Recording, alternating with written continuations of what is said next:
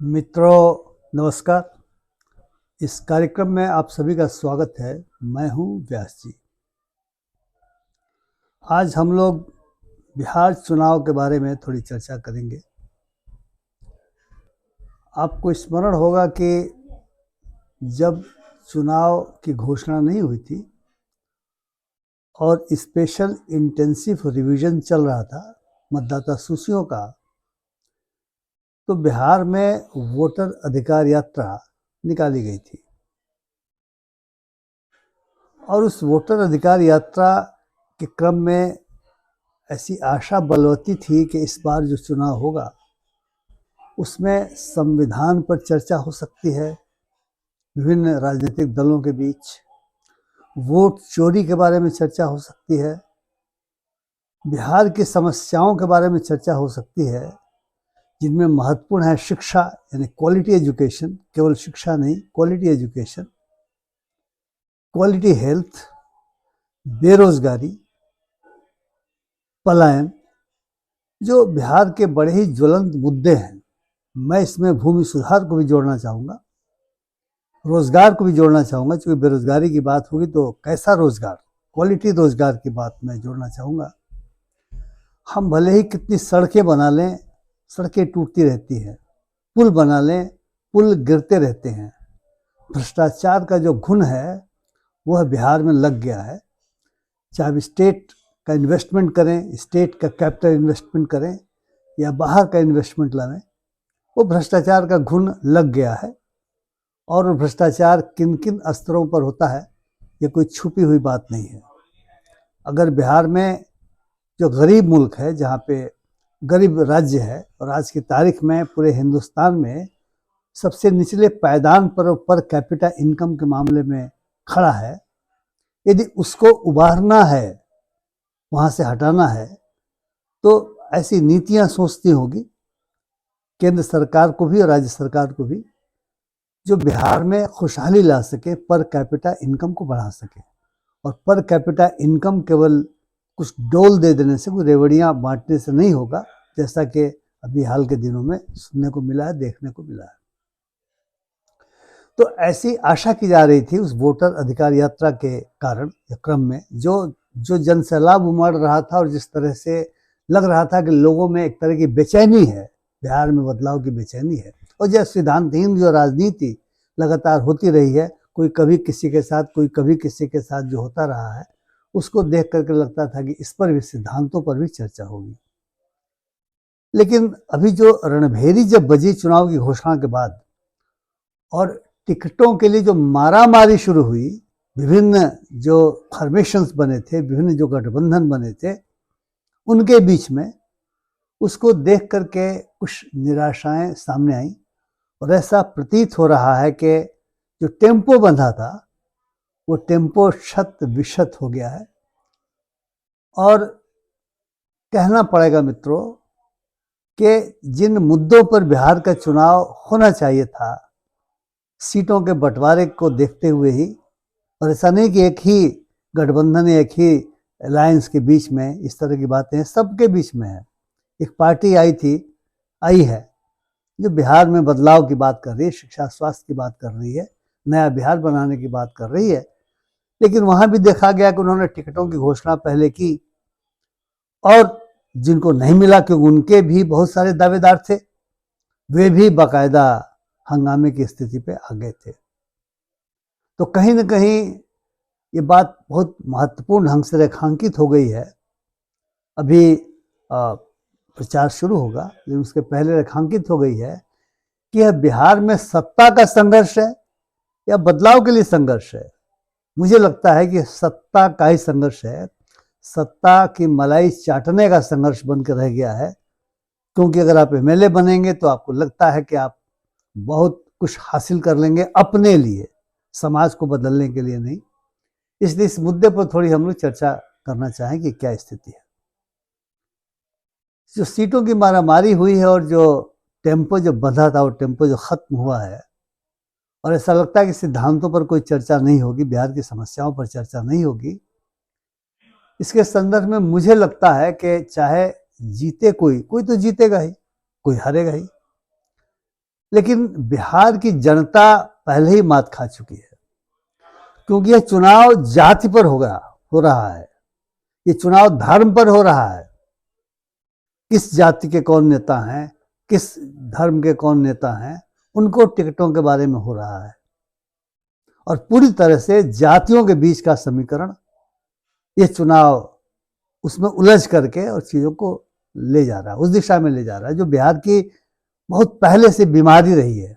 वो बीमारी चुनाव में और ज़्यादा बढ़ी हुई दिखलाई दे रही है, इसलिए क्योंकि आशा थी कि बिहार की समस्याओं पर चर्चा होगी।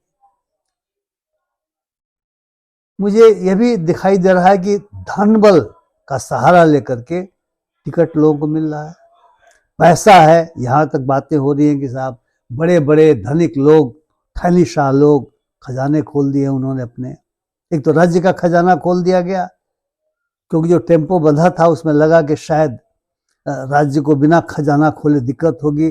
खटाखट 10,000 रुपये महिलाओं के खाते में, खटाखट फ्री बिजली की घोषणा, एक सीमा तक फ्री बिजली दे दो, खटाखट कुछ युवकों के लिए हुआ कि आपको भी अनएम्प्लॉयमेंट अलाउंस दिया जाएगा। एक तो राज्य के खजाने खोले गए और दूसरे थैलीशाहों ने, कि उनको पता है जब राज्य का खजाना खुलता है तो उससे काफ़ी मलाई मिलती है, काफ़ी कमाई होती है, अपने लिए होती है, इसलिए उन्होंने थैलीशाहों ने इसमें थैली लगाई और टिकट पाने में कामयाब रहे। बाहुबली, कई जगह तो बाहुबलियों के परिवार के लोग, अगर बाहुबली जेल में है, वो रोते पाए गए तो किसी दल ने कहा रे भाई, उनके आंसू को देख करके कहा कि उनको हम टिकट देते हैं। वो आंसू को देख कर नहीं कहा, उसकी ताकत को देख करके कहा।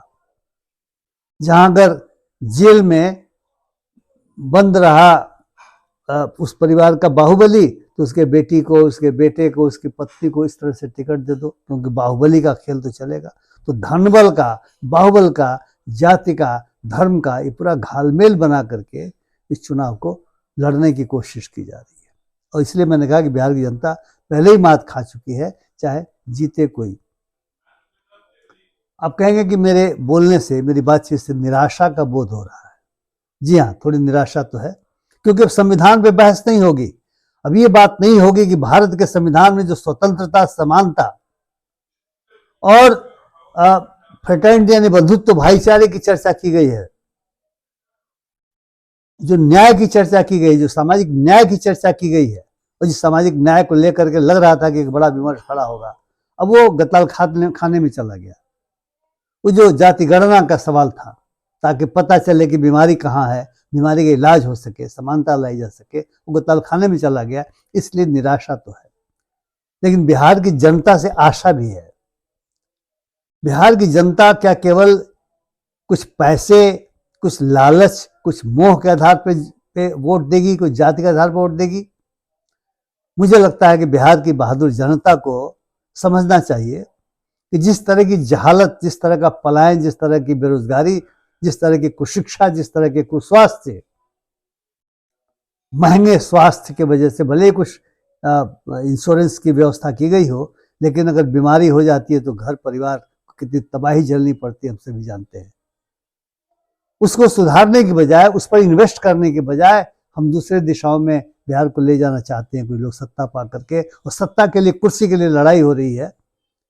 तो बिहार की जनता पर आशा है कि उसे सोचना पड़ेगा, उसे सोचना चाहिए। और सोचने का मतलब ये हुआ कि जाति धर्म की दीवारों को गिरा दीजिए, पार्टी विशेष के बारे में अपने स्वामी भक्ति को भूल जाइए, अपनी लॉयल्टी को भूल जाइए। जो स्वच्छ छवि का उम्मीदवार हो, जो जनपेक्षी हो, जो आपकी बात सुनने वाला हो, वो कोई बहुत चीजें नहीं कर पाएगा, लेकिन स्वच्छ छवि के लोग हैं। ऐसा नहीं कि बिहार धरती बिल्कुल वीरों से खाली है, शून्य नहीं हो गई है। अच्छे उम्मीदवार होंगे, विभिन्न पार्टियों में भी अच्छे उम्मीदवार होंगे। ऐसा नहीं कि सारे के सारे उम्मीदवार बाहुबली और धनबली और जाति धर्म के आधार पर ही काम करने वाले होंगे, अच्छे उम्मीदवार होंगे। इसलिए अच्छे उम्मीदवार को चुनिए, सरकार कोई भी बनाए, लेकिन उम्मीदवार यदि अच्छा होगा और उसको रिस्पॉन्सिव, उसको अकाउंटेबल बनाइए अपने प्रति, उससे पूछिए कि 5 वर्षों में तुम्हारा क्या एजेंडा, क्या क्या करोगे हमारे लिए, जनता के लिए, समाज के लिए। अपने लिए तो बहुत कुछ कर सकते हो, हमारे लिए क्या करोगे?